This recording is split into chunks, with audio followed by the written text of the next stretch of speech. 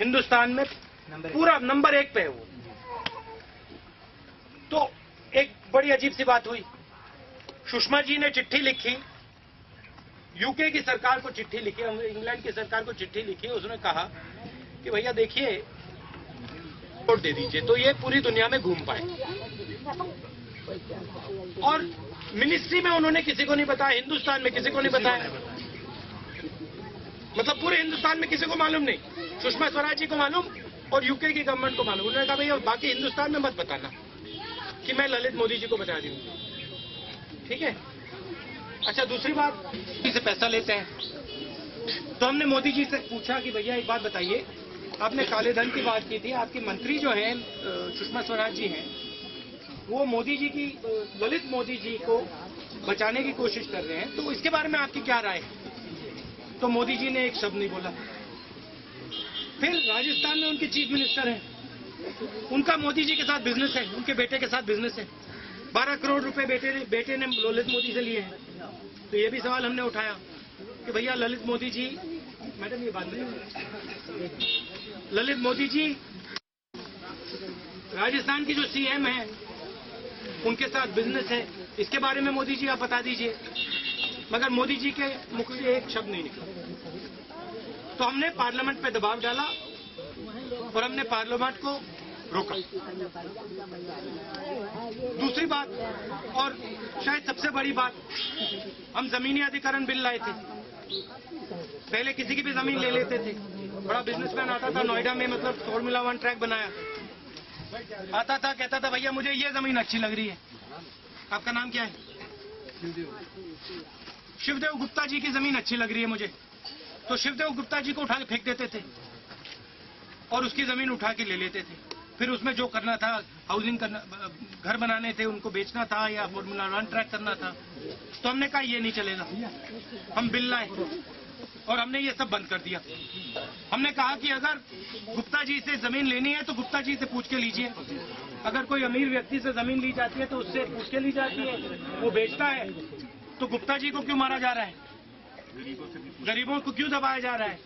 तो हमने पूरे देश में आंदोलन किया। मोदी जी ने कहा कि कांग्रेसी ऐसे ही बोलते हैं, हम इस बिल को बदल के पास करेंगे। वो 3 चीजें बदलना चाहते थे। पहली बात ये चाहते थे कि गुप्ता जी जैसे जो लोग हैं उनसे पूछा ना जाए, सीधा उद्योगपति आए सरकार से उठा के ले जाए। दूसरी बात उन्होंने कही, हमने कहा था कि भैया अगर 5 साल में वो जमीन इस्तेमाल नहीं की तो फिर वो जमीन वापस गुप्ता जी के पास जानी चाहिए। सही बात है ना? अगर आपने डेवलपमेंट विकास के लिए जमीन ली, गुप्ता जी की जमीन ली और 5 साल में आपने उस पर कुछ किया नहीं तो फिर वापस दो। मोदी जी का ने कहा नहीं, अगर मैंने उद्योगपति को जमीन दे दी तो फिर दे दी, फिर वो गुप्ता जी वहां उसमें कैसे फंसेंगे, गुप्ता जी को परे करो। दूसरी बात ये थी। और तीसरी बात हमने कही थी, देखो जमीन पे सिर्फ नहीं होता है, मजदूर भी होता है। तो अगर मुआवजा मिलना चाहिए तो मजदूर को भी मिलना चाहिए, किसान को भी मिलना चाहिए, और पास में किसी की छोटी सी दुकान है उसका नुकसान हो रहा है उसको भी मिलना चाहिए। मोदी जी ने कहा नहीं, हम किसान को दे रहे हैं, ना मजदूर को दिन मिलेगा ना और किसी को मिलेगा। उन्होंने सोशल ऑडिट बंद कर दिया।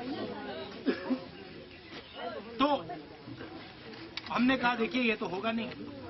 हमने कहा देखो बिल को तो हम, अपने बिल को तो हम पार्लियामेंट में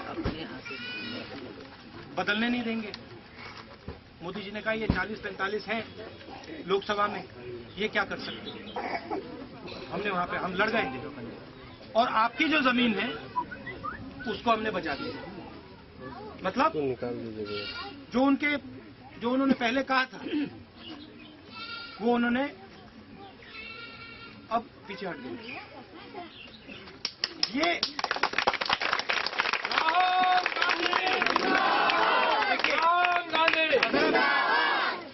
हमारा कहना क्या है, हिंदुस्तान को अगर आपने आगे बढ़ाना है, हमने आगे बढ़ाना है, तो उसमें किसान की भी जगह होनी चाहिए, उसमें मजदूर की भी जगह होनी चाहिए, उसमें उद्योगपति की जगह होनी चाहिए, उसमें महिलाओं की जगह होनी चाहिए, सबकी जगह होनी चाहिए।